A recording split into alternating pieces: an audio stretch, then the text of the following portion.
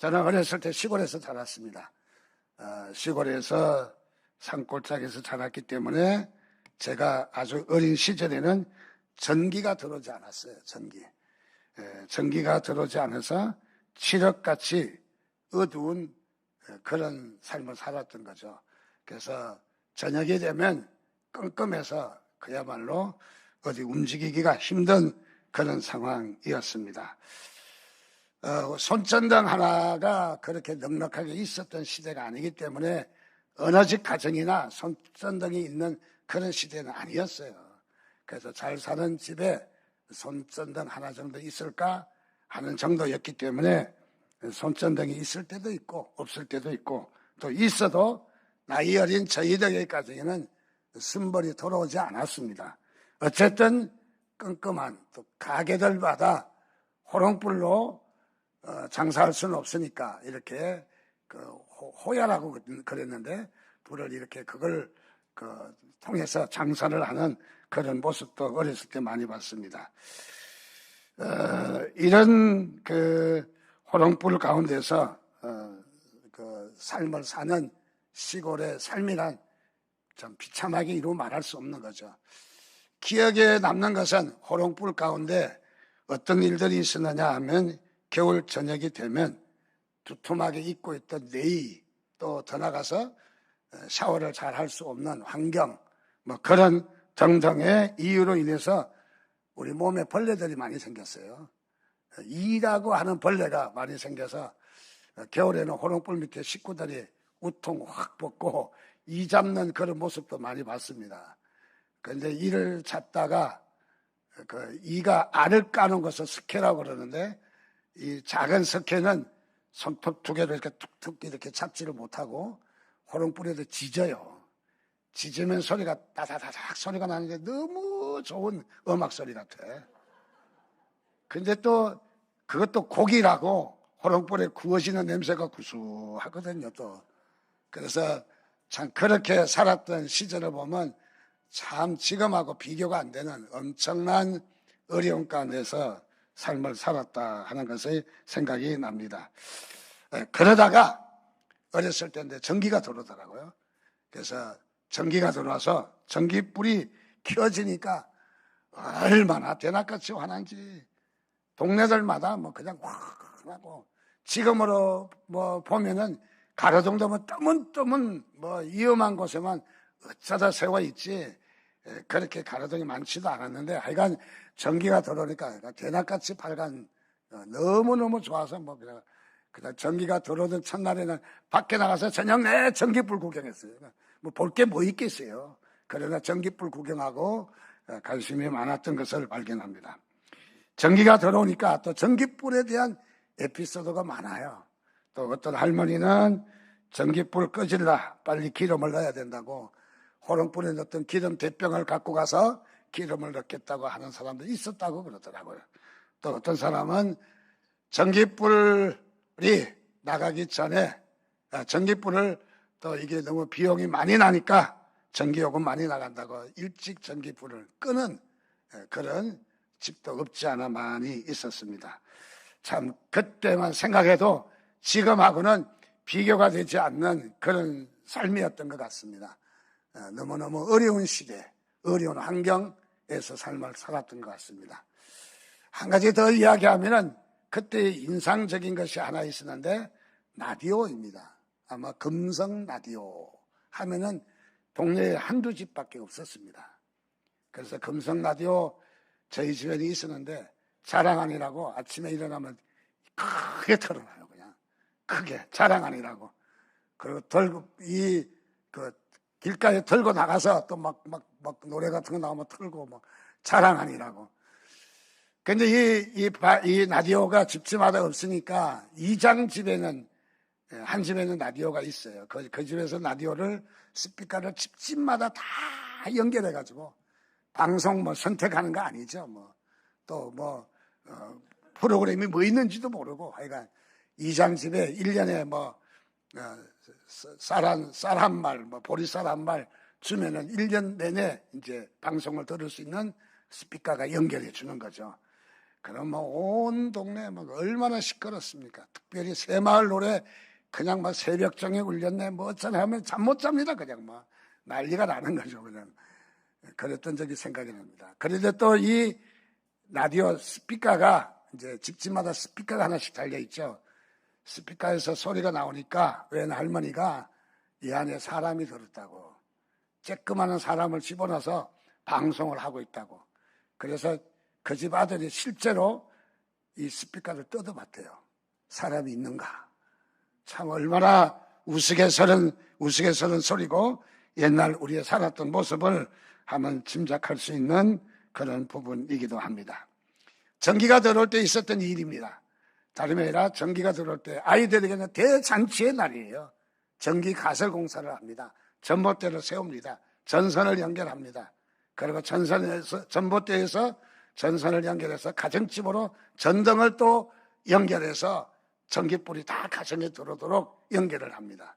그거 하기 위해서는 막대한 전선을 가지고 전봇대에 올라가서 선을 연결하고 또 선을 자르기도 하고 또 선을 이렇게 껍질을 까기도 하고 어쨌든 작업을 많이 합니다.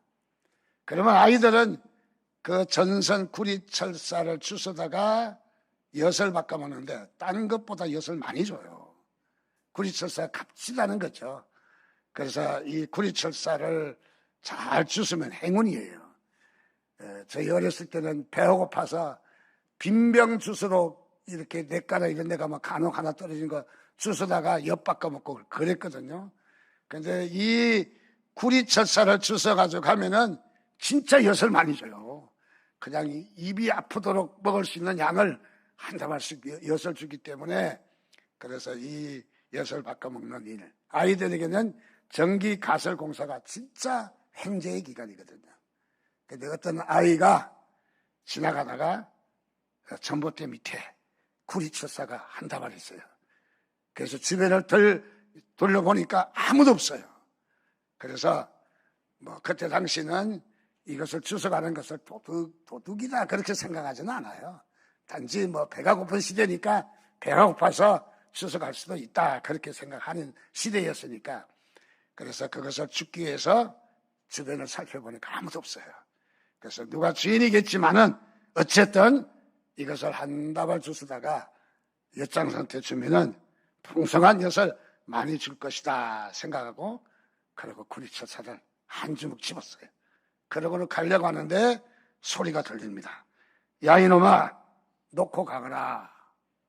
어디서 소리가 들리는 거예요? 어디서? 아무리 봐도 사람이 없어요. 다시 가지고 가려고 하니까 야 이놈아 놓고 가라니까 소리가 들렸어요. 소리가 어디서 들리나 가만히 보니까 전봇대 위에 전봇대에 공사하고 있는 사람이 있었던 거죠. 위에서 내려보고 있는데 그걸 모르는 거죠. 그래서 아이 수준으로 주변만 살펴보면은 다 될 줄 알았는데 전봇대 위에 멀쩡한 사람이 보고 있었던 것이죠. 뭐 별 이야기는 아니긴 하지만은 이것을 우리가 이제 믿음으로 적용해 보면은 우리 신앙생활에도 우리를 지켜보시는 하나님이 위에 계신 하나님이 계시다. 우리는 하나님을 옆에서만 보려고 하잖아요. 하나님을 우리 땅에서만 보려고 하잖아요. 하나님은 땅에도 계시고 우리의 옆에도 계시지만은 하나님은 또한 우리를 위에서 보시는 하나님이신 것을 믿으시기 바랍니다. 그래서 하나님은 보신다. 하나님은 우리를 보시는데 일거수일투족 낱낱이 불꽃 같은 눈으로 다 보고 계시다. 우리의 모든 행동 또 우리의 모든 마음과 생각과 우리의 중심까지도 꿰뚫고 보시는 하나님이시다. 그래서 오늘 성경 말씀 본문에도 보면은 굽어 살펴보신다. 굽어 살펴보신다는 말을 4번이나 반복해서 말하고 있습니다. 이 말씀은 시편 33편 13절에서 15절 말씀인데 여기 보니까 여호와께서 하늘에서 굽어 보사 또 인생을 살피심이며 또 더 나아가서 모든 거민들을 굽어 살피시는 도다. 또 더 나아가서 마지막에도 그들이 하는 일을 굽어 살피시는 이로다라고 이야기합니다. 개역 개정에는 굽어 살펴보신다라는 말로 번역을 했지만은 개역 성경에는 어떻게 번역을 했느냐 하면 여호와께서 하늘에서 감찰했다는 말로, 그래서 감찰하사 모든 인생을 보심이여라고 말하고 있습니다. 감찰하신다. 하나님은 바라보신다. 감찰하신다는 말은 어떤 말입니까? 저는 군에 있을 때 감찰부가 따로 있더라고요, 사령부에. 그래서 감찰부가 지역 이제 이 소속 부대를 다니면서 감찰을 합니다. 조사를 하고 감사를 하는 거죠. 걸리면은 아주 그냥 혼이 납니다. 심지어는 뭐 타부대 전출 또는 이렇게 징계를 받기도 합니다. 자, 이 감찰부의 제일 높은 분이 저희 부대는 상사였어요, 상사였는데 그때는 원사 제도가 없을 때거든요. 상사였는데, 주임 상사였는데, 상사인데도 상사한테 영관급 참교들도 꼼짝하지 못하는 거예요. 그래서 이분은 아주 노상사라는 분인데, 이분은 감찰부 떴다 하면은 각 예하부대가 벌벌벌 떨어요. 그래서 이 노상사 나타났다 하면은 그냥 멀쩡하게 그냥 볼일 보러 왔어도 그냥 다 벌벌 떱니다. 감찰이라는 것이 감시한다는 거죠. 우리를 감시한다는 거죠. 오늘 하나님의 말씀은 그렇게 말하고 있어요. 하나님은 사랑의 하나님이십니다. 축복의 하나님이십니다. 용서의 하나님이십니다. 우리들에게 자비의 하나님이시고 우리의 온유한 하나님이십니다. 그런데 하나님은 그 하나님만 아니라 오늘 성경에서 또다시 말씀하시기를 하나님이 어떤 분이냐 말하고 있어요. 그게 뭐냐면 감찰하시는 하나님이시라는 거예요. 감시하시는 하나님이시다.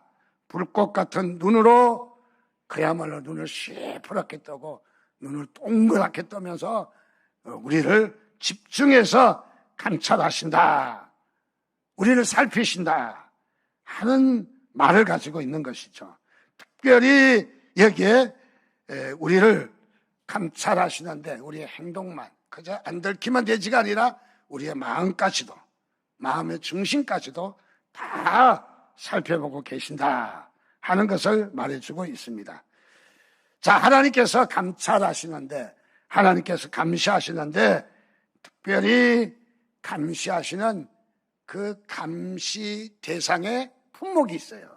품목이 어떤 것을 감시하시느냐? 하나님은 오늘 성경에 오늘 말씀 중에 세 가지를 살펴보려고 합니다. 그것은 무엇이냐면 우리에게 예제를 주신 것과 같아요. 시험 보는 학생에게 예제를 몇 가지 주어서 그 중에서 몇 개가 시험에 나오니까 잘 공부해라. 잘 공부하면 100점 다 맞을 수 있어요. 예제를 준 거예요. 그 예제를 주셨는데 하나님은 오늘 우리 가운데도 예제를 주셨어요. 하나님은 어떤 것을 살피시는가? 어떤 것을 집중적으로 우리에게 감찰하시는가? 그래서 이번 특별 감사에는 이것을 감찰하기 때문에 우리가 잘 관리하면 감사 무난히 지나갑니다. 무난히. 자, 하나님은 우리를 무엇을 감찰하시는가? 자, 그것을 살펴볼 때 첫 번째로 하나님은 우리에게 감찰하시는 부분은 무엇인가? 무엇보다도 우리의 범죄함을, 우리의 죄를 살피신다는 거예요. 하나님은 우리의 범죄함을 살피시는 것을 믿으시기를 바랍니다. 자, 그래서 하나님은 우리의 모든 행위를 다 살펴보시는데 그 중에 우리의 범죄함을, 우리가 범죄하면 어떻게 될까요? 하나님도 무척 섭섭해 하시죠. 그리고 우리가 범죄하면 우리가 하나님 곁을 떠나갈 수도 있어요. 그래서 하나님과 멀어질 수도 있어요. 하나님의 입장에서, 인간적인 입장으로 살펴보면 하나님도 당신의 백성, 당신의 자녀, 당신의 사역자, 당신의 신실한 종을 잊어버릴 수도 있는 거죠. 그러니까 인간적으로 표현하면 하나님도 섭섭하시는 거죠. 그래서 하나님은 우리 인간의 죄를 짓는 모습을 너무너무 강력하게 살펴보고 계시다는 거예요. 왜? 죄를 지면 안 되니까. 죄를 지면 아니 되기 때문에 하나님은 당신의 백성들이 죄를 살피신다는 거예요. 죄를 살피신다. 우리 성경에도 보면 다윗이라는 인물이 나옵니다. 다윗은 어떻습니까? 성군입니다. 다윗에게는 칭찬이 많습니다. 그리고 하나님께서 다윗을 보고 내 마음에 합한 자다. 그야말로 칭찬이 늘어졌던 다윗입니다. 그런데 다윗이 어떻습니까? 그건 성군인데 마귀의 유혹으로 말미암아 다윗의 눈이 가려지게 되었습니다. 그래서 다윗이 하나님 앞에 하나님이 살피신다는 것을 깜빡 놓치게 되었습니다. 보디발의 아내를 보게 되었습니다. 특별히 모욕하는 그의 아내를 보게 되자 나중에 결국은 다윗은 이렇게 죄를 범하게 되고, 그리고 더 나가서 다윗에게는 엄청난 이런 데미지를 오게 되었던 것을 잘 알고 있습니다. 자, 하나님은 불꽃 같은 눈으로 이 죄를 짓지 않기 위해서 살피시는데 다윗의 시선은, 다윗의 눈은 하나님에게 집중하지 못했습니다. 사람에게 집중하고는 사람이 보이고 사람의 그 모습이 보이게 되었습니다. 자, 그래서 결국은 다윗은 하나님 앞에 자신의 삶을 놓쳐버림으로 말미암아 큰 범죄하게 되었던 것을 잘 알고 있습니다. 그렇습니다. 우리가 하나님은 우리를 살펴보시는 것처럼 우리는 하나님 앞에의 삶을 살아야 합니다. 불꽃 같은 눈으로 살피시기 때문에 우리가 하나님 앞에 어떤 태도의 삶을 살아야 되는가가 너무너무 중요한 것이죠. 열왕기하 5장 20절에도 보면은 하나님의 사람 엘리사의 사환 게하시가 스스로 이르되 내 주인이 이 아람 사람 나아만에게 면하여 주고 그가 가지고 온 것을 그의 손으로 받지 아니하였도다. 여호와께서 살아계심을 두고 맹세하노니 내가 그를 쫓아가서 무엇이든지 그에게서 받으리라. 무슨 말입니까? 나만 장군이 문둥병에 걸려서 엘리사에게 도움을 청하러 왔습니다. 엘리사가 그렇게 이야기합니다. 요단강에 가서 7번 목욕을 하라. 목욕을 했더니 어린아이 피부처럼 아주 하얗고 부드럽고 깨끗하게 문둥병에서 싹 낫게 되었어요. 하나님은 치료의 하나님이신 것을 믿으시기 바랍니다. 여러분에게도 이런 하나님의 산 역사가 일어나는 것을 믿으시기 바랍니다. 그것이 나만의 사건이 아니라 나의 사건입니다. 나의. 그래서 나만이라고 보다는 나만이라는 말이 더 좋겠어요. 나의 사건이다 하는 것을 여러분이 마음속에 두셔야 됩니다. 자, 이래서 나만이 문둥병에서 깨끗하게 낫게 되니까 얼마나 좋겠습니다. 그래서 가지고 온 은 10달란트, 금 6,000개, 의복 10벌을 준비해갖고 왔는데 몽땅 다 엘리사에게 주었습니다.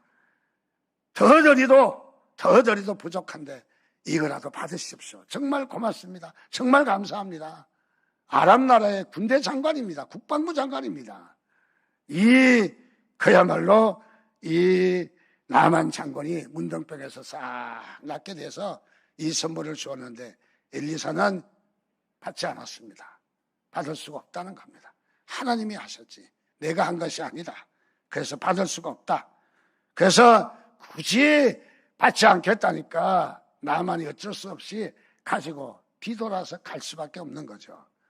그런데 그것을 뚜렷하게 보고 있었던 게하시가 여종이 뭘 하게 되었냐면은 그 많은 예물들이 탐이 나기 시작했습니다.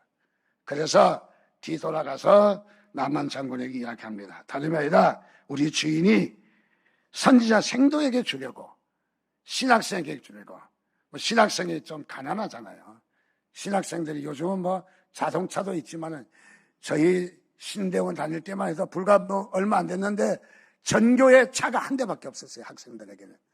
근데 요즘 양지 가보니까, 신학대학 가보니까 주차할 데가 없을 정도로 차가 엄청나더라고요. 차가 많더라고요.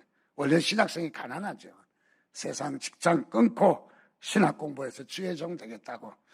자, 그래서 여기에 게하시가 신학생을 아마 핑계댄 것 같아요. 그래서 이 한두 가지 달라고 우리 주인이 부탁을 합니다. 다 달래도 집터인데 한두 가지야 주는 거 아무런 문제 아니겠죠. 그래서 이것을 게하시 족 여종에게 선물을 분리해서 줍니다. 그리고 게하시가 엘리사에게 쫓아옵니다.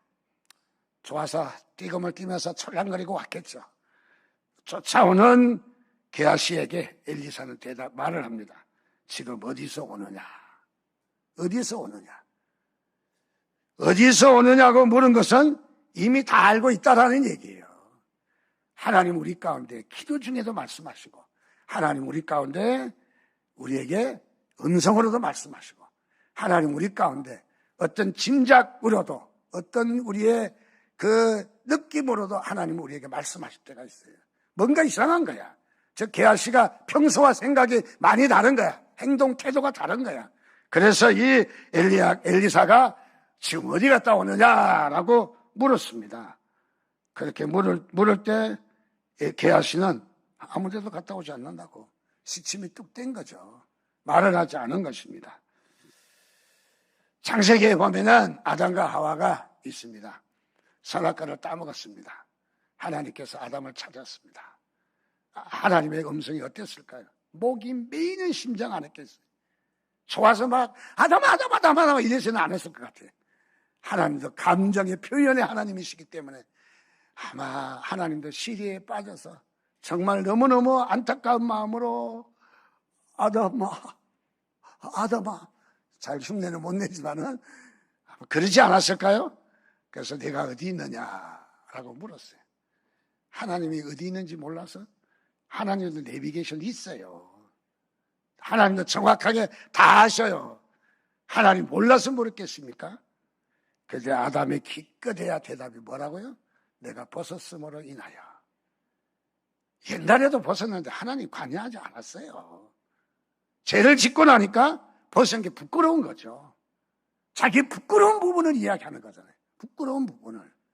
그러니까 이 아담이 어디 있느냐 물은 것은 몰라서 물은 것이 아니라 너의 지금 현실정을 하나님이 지적하시는 거거든요. 아담이 자기에게 솔직했다라면, 용서가 되었는지는 모르겠지만 아마 자신이 솔직했더라면 이러지 않았을까요? 하나님, 제가 선악과를 따먹어서 몹쓸 짓을 해서 하나님 죽일 죄를 지었습니다. 주여 용서해 주옵소서. 주여 죽여주시옵소서. 아마 부르짖어 기도하지 않았겠습니까? 그런데 아담은 여기서 자신이 벗은 거, 누가 벗은 것도 언제 이야기한 적 없어요. 지적한 적 없어요. 나무란 적 없어요. 여태까지 벗고 살았는데 이제는 그래도 남은 입이라도 가렸으니까 옛날보다는 100배 좋은 거죠. 그런데 아담은 내가 벗었음으로 인하여 무엇을 말할까? 본질을 놓쳐버린 거예요. 본질을. 우리가 신앙생활 하면서 소중한 것이 있는데 본질을 놓치면 안 돼요. 본질을 놓치고 비본질을 붙잡고 있는 사람이 있어요. 비본질을. 우리 그리스도인들도 신앙의 삶을 살 때에 본질을 놓쳐버려요. 본질을 놓치면 이 문제가 해결되지 않습니다. 절대로 해결되지 않아요. 본질을 놓치면은 뭔가 문제를 정확하게 판단할 수가 없어요. 그래서 항상 본질을 찾아야 돼요. 시험에 드신 성도들도 가끔 보면 본질은 놓쳤어요. 본질은. 비본질을 붙들고 있어요. 그래서 비본질을 가지고 이러쿵저러쿵 말을 하니까 해결 안 되는 거예요. 그 시험에서 해결 나올 수 없어요. 해결되지 않아요. 그래서 우리는 본질을 찾아야 돼요. 본질을요. 우리 한국 사람의 싸움, 마지막 3라운드에 가면 어떻게 싸우는지 아십니까? 누가 나이 많은가? 왜 삿대질 했는가? 나이도 어린 게. 그 처음부터 나이 따지지. 실컷 싸우다가 나중에는 몇 살인데 감히 삿대질을 하고, 몇 살인데 버리장머리 없이 싸움의 결과가 이거예요. 우리나라 사람. 얼마나 비본질입니까? 본질을 잡지 못하는 우리나라 사람들의 모습을 발견할 수 있잖아요. 자, 그래서 이 비본질을 붙잡는 것은 자기를 방어하겠다는 거죠. 방어 기제예요. 방어하겠다는 거죠. 그런데 이 비본질 가지고는 절대 해결이 안 납니다. 그래서 우리가 시험에 들어도 본질이 무엇인가? 내가 짜증을 냈는가? 내가 잘못된 소리를 했는가? 그것을 해야지. 아니, 자기 거는 묻어두고 내가 한 소리 했다고 그거 가지고 그렇게 삐져? 이러면 안 되는 거죠. 해결이 안 되는 거죠. 자, 그렇습니다. 오늘 우리는 이 말씀에서 우리는 본질을 찾아야 합니다. 어떻습니까? 이 엘리사는 게하시에게 그 사람이 수레에서 내려 너를 맞을 때에 내 심령이 감각되지 아니하였느냐, 마음에 감동이 없었느냐 말이죠. 지금 어찌 은을 받으며 옷을 받을 때냐? 지금은 그럴 때가 아니라는 거예요. 자, 우리의 신앙생활도 하나님 앞에 우리가 어느 때인지를 발견해야 돼요. 어느 때인지를. 그러므로 나만의 문둥병이 내게 들어가 내 자손에게 미쳐 영원토록 이르리라. 야, 우리 하나님은 엄청 센 하나님이셔요. 하나님은 용서의 하나님, 하나님은 우리를 사랑하시는 하나님이기 때문에 마냥 우리가 망나니 같은 시대도 다 용서가 되어집니까? 아닙니다, 여러분요. 하나님은 철저하셔요. 하나님 앞에 한번 붙잡혔다면 한판석으로 끝납니다, 그냥. 더 이상 게임할 수 없습니다, 바로. 하나님은 저주를 내리기 시작하면 용서가 없어요. 정말 냉정해요. 정말 날카로워요. 우리 칼날보다도 날카로워요, 더요. 여기에 나만의 문둥병이 게하시에게 옮기리라, 이 말까지만 해도 좀 받아들이겠어요.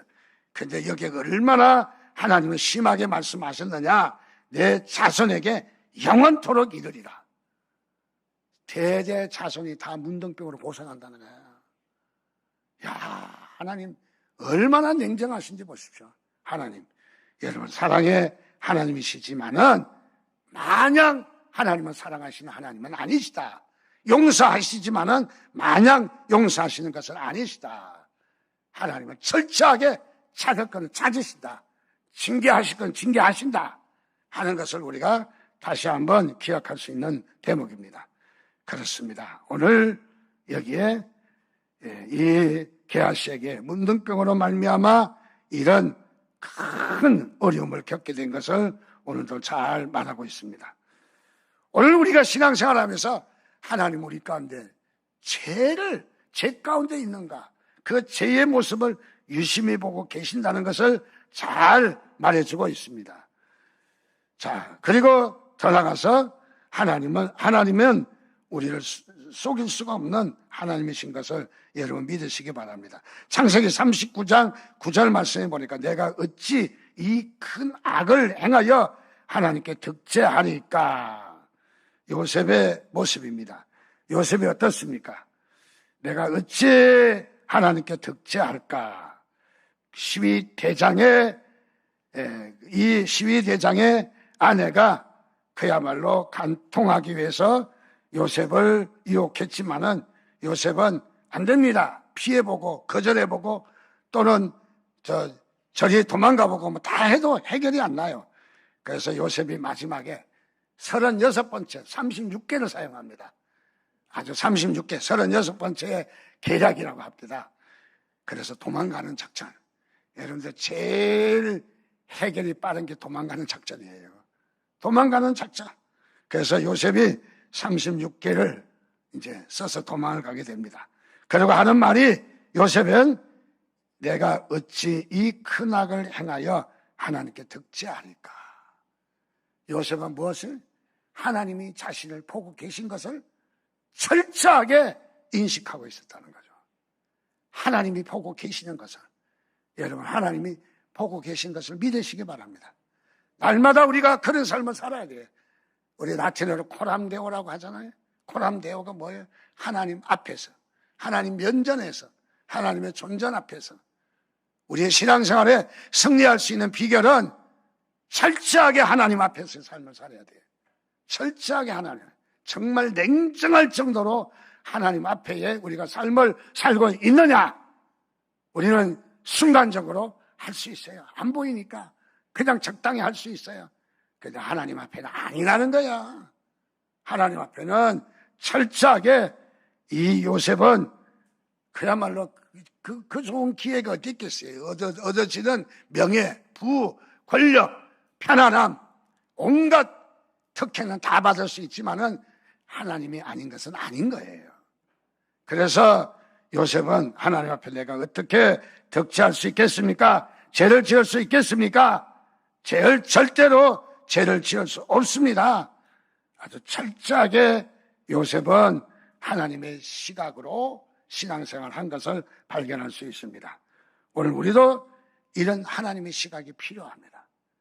그런 자에게 하나님은 승리하게 하시는 하나님이신 것을 믿으시기 바랍니다.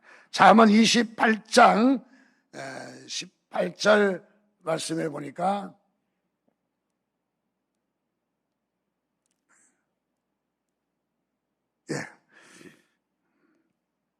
자기의 죄를 숨기는 자는 형통하지 못하나 죄를 자복하고 버리는 자는 불쌍히 여김을 받으리라.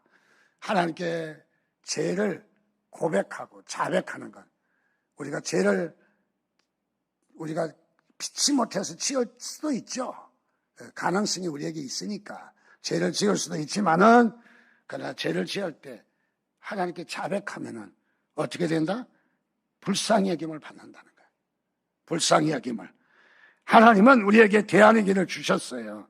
우리에게 죄를 불꽃 같은 눈으로 보고 계시지만은 우리의 죄를 지었다면 자복할 때에, 회개할 때에 하나님은 불쌍히 여김을 받는다. 용서해 주신다. 하나님은 용서의 하나님이신 것을 믿으시기를 주님의 이름으로 축원드립니다. 자, 두 번째로 하나님은 우리의 무엇을 감찰하시는가? 두 번째 감찰의 제목은 하나님은 우리의 선행을 감찰하신다. 하나님은요, 사랑의 하나님이시기 때문에 우리의 선행을 절대 그냥 넘어가지 않습니다. 그냥 적당하게 하나님은 수고했구만 하고 지나가실 하나님은 아니시라는 거예요. 하나님은 철저하게 우리의 선행을 감찰하신다. 그래서 우리는 하나님 앞에 우리의 삶이 어떠해야 되느냐?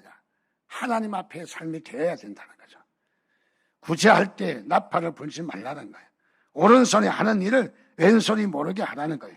기도할 때 위선자처럼 회당이나 큰 길가 모퉁이에 가서 기도한다고 자랑하지 말라는 거예요.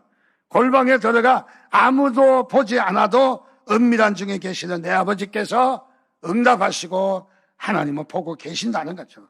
금식할 때에도 위선자처럼 사람에게 보이려고 침울한 표정이나 어떤 허술한 차림으로 보이지 말라는 거예요.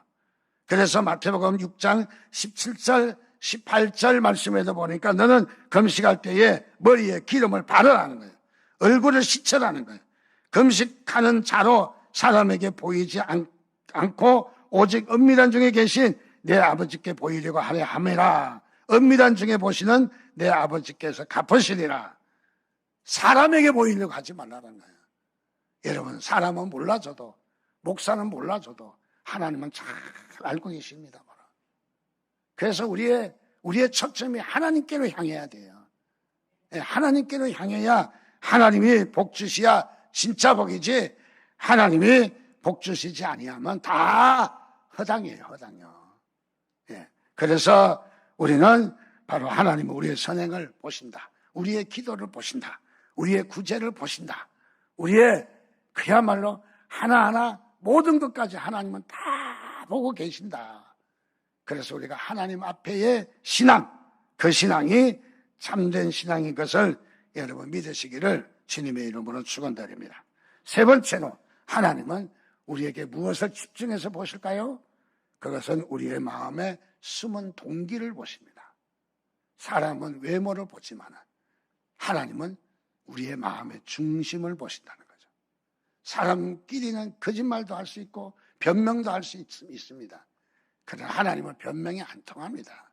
하나님 거짓말이 안 통합니다. 하나님은 우리의 마음의 동기를 보십니다. 그렇기 때문에 우리가 어떻게 행동을 했느냐 보다는 우리의 동기가 어떠했느냐가 더 중요한 거예요.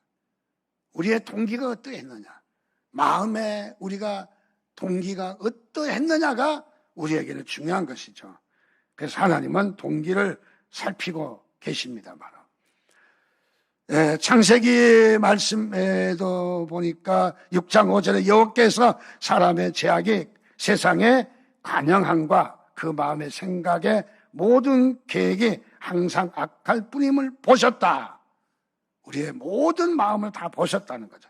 사무엘상 16장 7절에도 나의 보는 것은 사람과 같지 아니하나 사람은 외모를 보거니와 하나님은 중심을 본다라고 말하고 있습니다. 자, 그렇습니다. 하나님께서는 우리의 중심을 보십니다. 여러분, 중심이 하나님께로 향하시기를 바랍니다. 모세는 가늠하지 말라 했지만은 나는 너희에게 이르노니 여인을 보고 음욕을 품는 자마다 이미 가늠하였다. 사람의 마음을 보았던 거예요. 나는 그렇게 행동하지 않았으니까, 나는 그렇게 내가 안 했으니까가 아니라 이미 하나님은 우리의 마음으로 판단하신다는 거예요. 우리의 저 내면의 마음까지 하나님은 다 알고 계신다는 거죠. 모세는 살인하지 말라 했지만은 나는 너희에게 이르노니 사람을 죽이고 싶은 마음으로 미워하기만 해도 뭐다? 살인이다. 미워하기만 해도 하나님은 우리의 마음을 보시는 거죠. 우리의 저 깊은 곳에 마음이 어떠했느냐가 중요한 거죠. 그래서 우리의 마음에 숨은 동기가 더 중요하다 하는 것을 말해주고 있습니다. 오늘도 우리의 마음이 어디에 가 있는지, 우리의 마음을 보시는 하나님. 그러므로 하나님은 우리에게 죄악을 감찰하시고 우리에게 선행을 감찰하시고 마음의 동기를 감찰하십니다. 이 마음을 모두어 이 모든 선행을 하나님께 집중하며, 그래서 하나님 앞에 우리가 하나님 앞에서 삶을 살면은 틀림없어요. 하나님은 반드시 축복하셔요. 하나님은 반드시 여러분과 함께 하실 줄 믿습니다. 우리 함께 같이 한 목소리로 기도하겠습니다. 좀 우리의 삶이 사람 앞에서 삶이 되지 않고 정말 하나님 앞에서 코람대오가 되게 해달라고, 나의 삶이 사람에게만 보이는 삶이었다면 좀 회개하고 하나님에게 용서를 구하며, 이 한 시간에 하나님 그렇습니다. 우리의 삶이 이제는 하나님에게로 우리가 시선을 고정하게 해달라고, 하나님 앞에 부끄럽지 않는 삶을 살게 해달라고, 이 한 시간에 우리 주여 3번 부르짖고 좀 우리가 회개하는 마음으로 같이 기도하겠습니다. 주여.